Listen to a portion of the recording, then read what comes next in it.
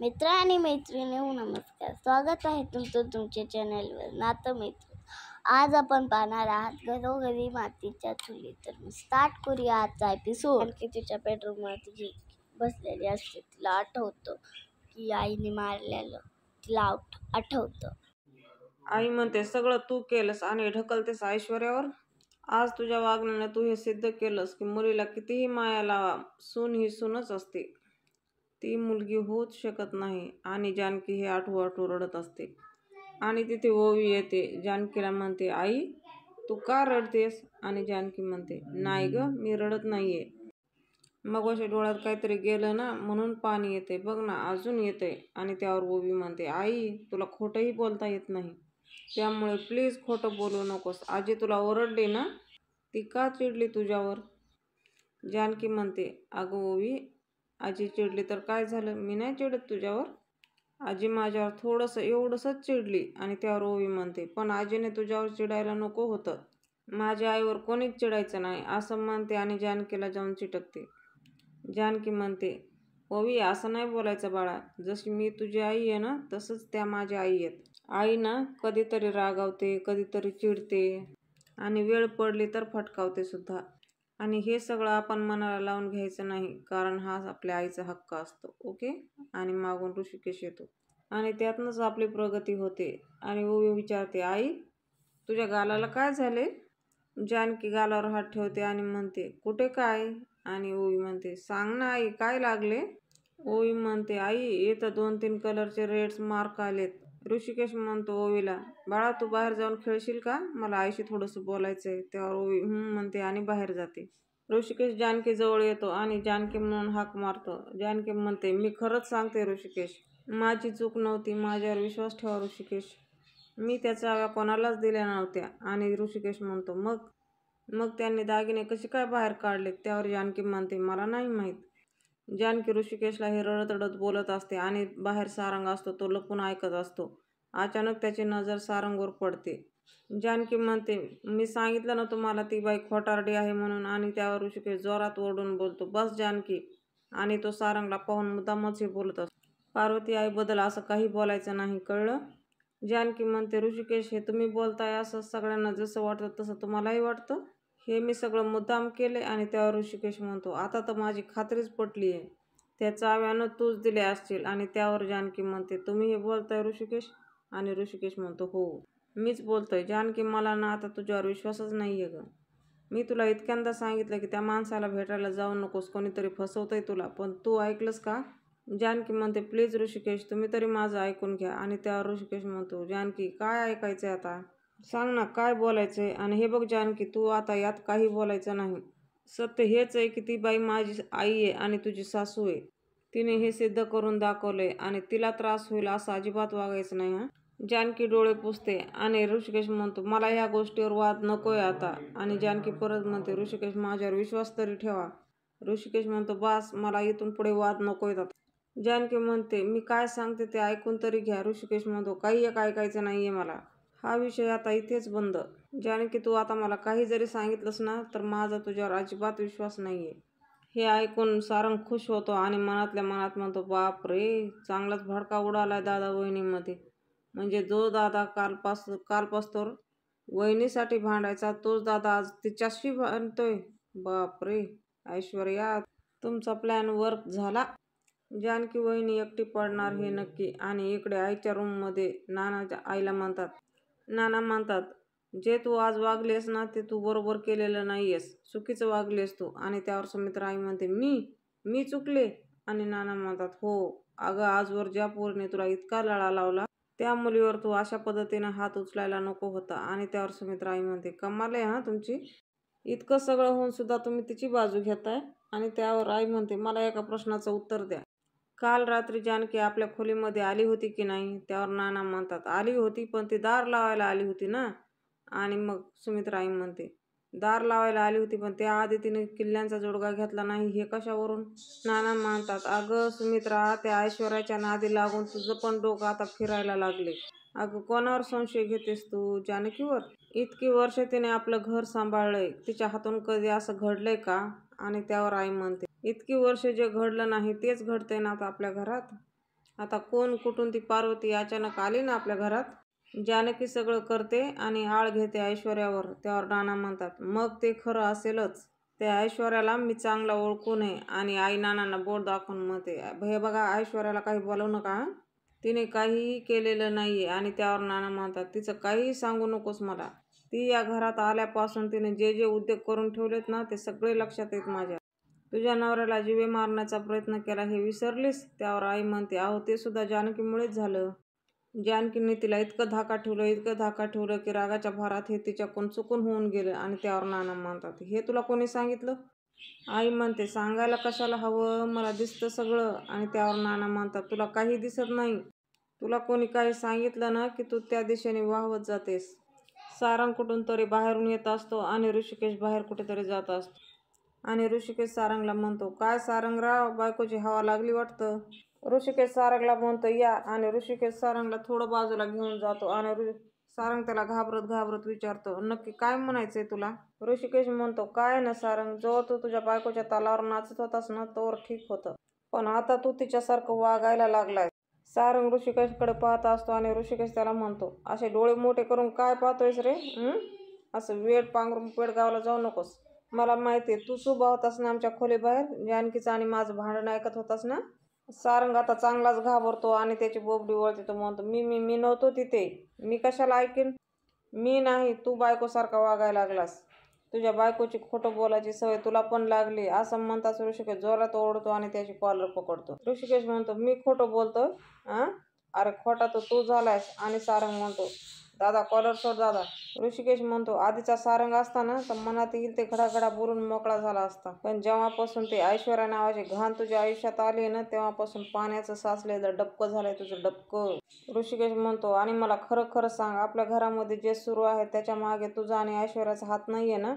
आणि सारंग म्हणतो, नाही, आम्ही कशाला करू असं. आणि सारंग म्हणतो, हे बघ दादा, कॉलर सोड. आणि हे बघ, तू ना खोटे आरोप करतोयस आमच्यावर. ऋषिकेश त्याची कॉलर सोडून देतो आणि त्याच्या कॉलरवरून हात फिरवतो आणि म्हणतो, तू म्हणतोयस म्हणून आज सोडून देतोय मी तुला, पण उद्या चलून जर मला कळालं की ह्याच्या मागे तुझा आणि ऐश्वर्याचा हात आहे, तर हे जेव्हा मला कळलं तेव्हा तुम्हाला हे खूप प्रकरण महागात पडणार आहे. ऋषिकेश असं बोलतो आणि तिथून निघून जातो. लता हॉलमध्ये बसलेली असते आणि ओवी तिथून बाहेर जाणार असते. आणि लता पाहून तिला म्हणते, अगं ओवी, थांब, ये इकडे माझ्याजवळ बस. आणि ओवी म्हणते, नाही, मी बाहेर जातीये. लता म्हणते, चल मी पण येते बाहेर, तुला काहीतरी मस्त असं छानसं घेऊन देते. आणि त्यावर ओवी म्हणते, नको, माझा मूड नाहीये. आणि लता म्हणते, मूड नाहीये? मूड का नाहीये? आणि ओवी म्हणते, कारण माझी आई सॅड आहे आणि माझी आई जेव्हा सॅड असते ना तेव्हा मला चांगलं वाटत नाही. लता म्हणते, रडणार नाही तर काय करणार? कोणी आपल्याला जोरात मारलं तर रडणार की नाही? आणि त्यावर ओवी विचारते, मारलं? माझ्या आईला कोणी मारलं? आणि वरून ऐश्वर्या येते आणि म्हणते, तुझ्या सुमित्रा आजीने. ओवी म्हणते, इम्पॉसिबल, आजी आईला कधीच नाही मारणार. ऐश्वर्या आंटी, तू खोटं बोलतेस. आणि ऐश्वर्या म्हणते, अगं मी कशाला खोटं बोलेन? आता आपण फ्रेंड्स आहोत की नाहीत? मग फ्रेंड्स एकमेकांशी खोटं नाहीत बोलत. तुझा माझ्यावर विश्वास नसेल तर तुझ्या पार्वती आजीला विचार. आणि लता म्हणते, अगं आम्हा सगळ्यांच्या समोर सुमित्रा आजीने तुझ्या आईच्या कानाखाली मारली. ओवी म्हणते, नाही, आजी असं कधीच करणार नाही. आणि लता म्हणते, माझ्यासारखी आजी असेल ना तर ती अजिबातच करणार नाही. पण सुमित्रा आजीने केलं बरं का, तुझ्या आईच्या कानाखाली मारली. तुझ्या आईच्या गालावरती आता चांगलेच वळ उठले असणार आहेत. आणि ओवीला आठवतं की जानकीच्या गालावर लाल वळ असतात. आणि ओवी ऐश्वर्याला विचारते, ऐश्वर्या आंटी, हे सगळं खरं आहे का? आणि त्यावर ऐश्वर्या म्हणते, ओवी, तू एक काम कर, तू तुझ्या सुमित्रा आजीलाच जाऊन विचार जा, ते त्यांच्या खोलीमध्ये आहेत.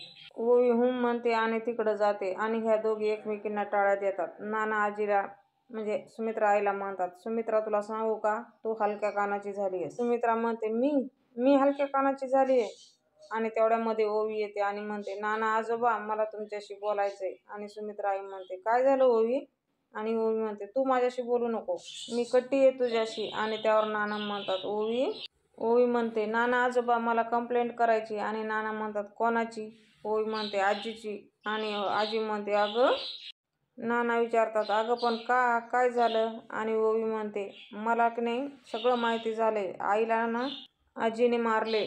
आई रडत होती. तू खूप रॉंग केलंयस. आणि सुमित्रा आई म्हणते, अगं. आणि ओवी म्हणते, तू बोलू नको माझ्याशी. तू खूप वाईट आजी आहेस असं म्हणते आणि तिथून निघून जाते. नाना म्हणतात, अगं ओवी माझं ऐक. सुमित्रा आई नानाला म्हणते, बघितलं ओवी काय म्हणत होती. जानकी काय काय भरवते ओवीच्या मनामध्ये माझ्याबद्दल. मला म्हणाली मी वाईट आजी. मी अच्छा म्हणजे मी वाईट आजी. मग चांगली आजी कोण? हां ती पार्वती. आणि त्यावर नाना म्हणतात, अगं सुमित्रा जरा शांत हो. आणि आई म्हणते, अहो तुम्ही फक्त हेच बोलत बसा. सुमित्रा शांत हो, सुमित्रा शांत हो. मी शांत होणार नाही. आई असं म्हणते आणि बाहेर जाते. आणि नाना हाका मारत असतात, सुमित्रा अगं आई. ओवी जानकीला हाताला धरून हॉलमध्ये घेऊन येते आणि ओवी म्हणते, ही बघ आजी, हिच्याशी मी कट्टी आहे, मी हिला बोलणार नाही. आणि जानकी विचारते, काय झालं ओवी? आणि ओवी म्हणते, कारण हिने तुला मारले. सुमित्रा आई म्हणते, वा जानकी वा, ओवीला माझ्या विरुद्ध भडकवतेस.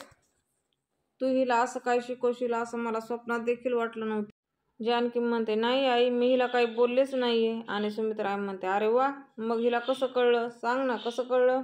हिला कोणी सांगितलं? दे उत्तर.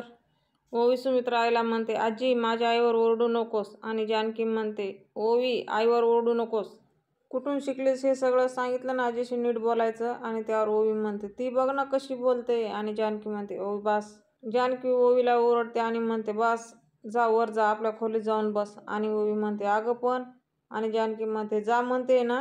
ओवी वर जाते आणि तोच ऐश्वर्या म्हणते, चांगलं पॅरेंटिंग चालू आहे तुझं जानकी. हां म्हणजे इकडं आमच्या समोर ओवीला ओरडायचं आणि तिला आजी विरुद्ध भडकवायचं. जानकी म्हणते, तू मध्ये बोलू नकोस नाहीतर. आणि सुमित्रा आई म्हणतात, नाहीतर काय? नाहीतर काय? काय करणार आहेस तू? ऐश्वर्याला काही बोलायचं नाहीस हां, गाठ माझ्याशी हे लक्षात ठेव. हे ऐकून ऐश्वर्या मात्र जाम खुश होते आणि आजी चिडून तिकडे जाऊन बसते आणि म्हणते, एक तर माझ्या नातीला काय काय शिकवते, काय काय भडकवते. ही असली अपेक्षा नव्हती हां जानकी मला तुझ्याकडून. आणि त्यावर जानकी म्हणते, अहो आई हे सगळं मी नाही सांगितलंय. ऐश्वर्या म्हणते, हो मग काय स्वतःहून कळलं तिला? आणि त्यावर जानकी म्हणते, मला माहिती आहे हे कोणी सांगितलं असेल. आणि ती पार्वतीकडे जाते म्हणजे लताकडे जाते.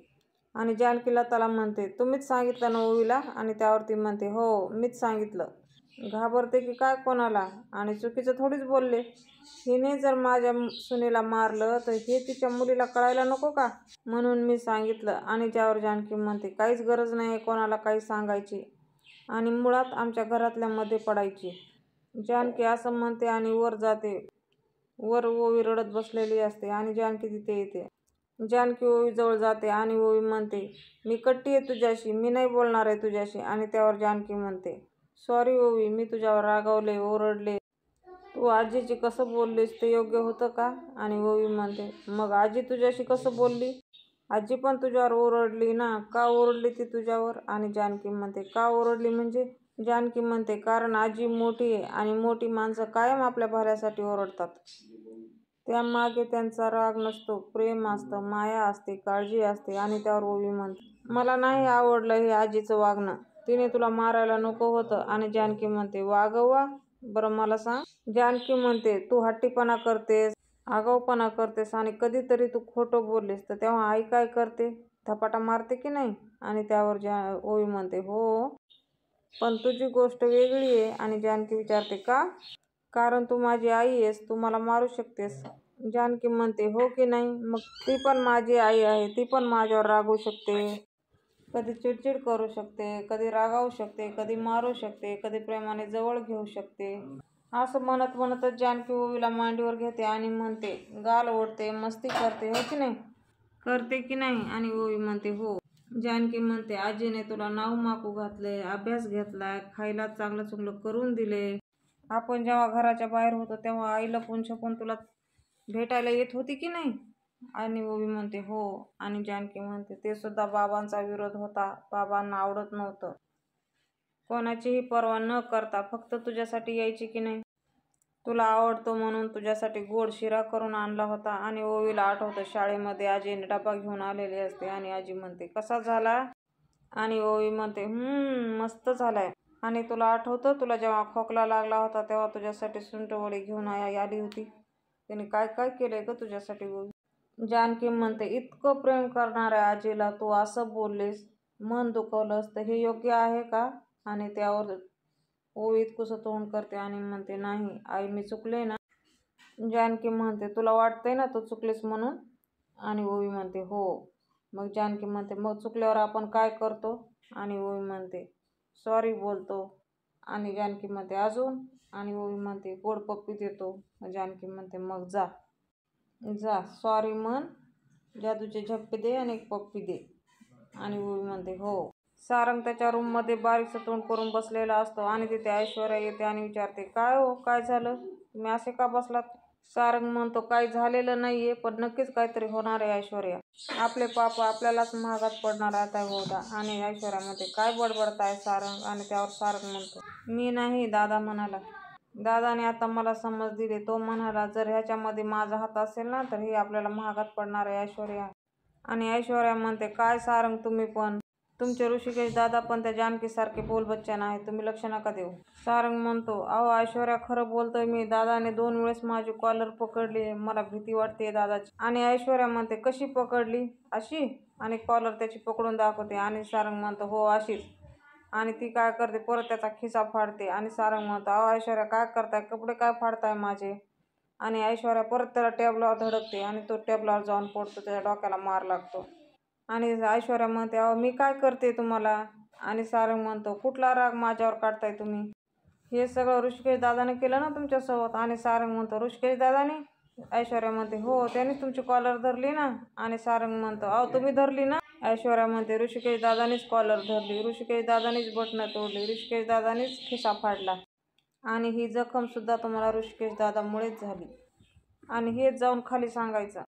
आणि उद्याच्या भागामध्ये आपण पाहणार आहोत. ऐश्वर्या ऋषिकेशला म्हणते ऋषिकेश दादा माझ्या नवऱ्यावर हात नाही उचलायचा हा. आणि जानकी म्हणते बस कर ऐश्वर्या. आणि त्यावर ऋषिकेश म्हणतो तू बस कर जानकी, जेव्हापासून पार्वती आई घरात आली आहे तेव्हापासून मी पाहतोय ही माझी पार्वती आई आहे. आणि जानकी म्हणते ती तुमची पार्वती आई नाहीये. ऋषिकेश म्हणतो त्यांनी पुरावे तसे दिलेत. आणि त्यावर जानकी म्हणते पुरावे तसे तयार केले जाऊ शकतात. आणि ऋषिकेश म्हणतो म्हणजे तुझा विश्वासच नाहीये. आणि जानकी म्हणते नाहीये माझा विश्वास, माझा तेव्हाच विश्वास बसेल जेव्हा मला सबळ आणि मोठा असा पुरावा भेटेल. ऋषिकेश म्हणतो मी आणून देईन तो पुरावा. आणि पार्वती म्हणते कसला पुरावा, काय आणणार आहेस तू? आणि ऋषिकेश म्हणतो आपण DNA टेस्ट करूया. मैत्रिणींनो अशीच नवनवीन आणि फुल एपिसोड पाहण्यासाठी आजच आपलं चॅनल सबस्क्राईब करा, बेल आयकॉन प्रेस करायला विसरू नका. भेटूया आपण उद्याच्या भागात.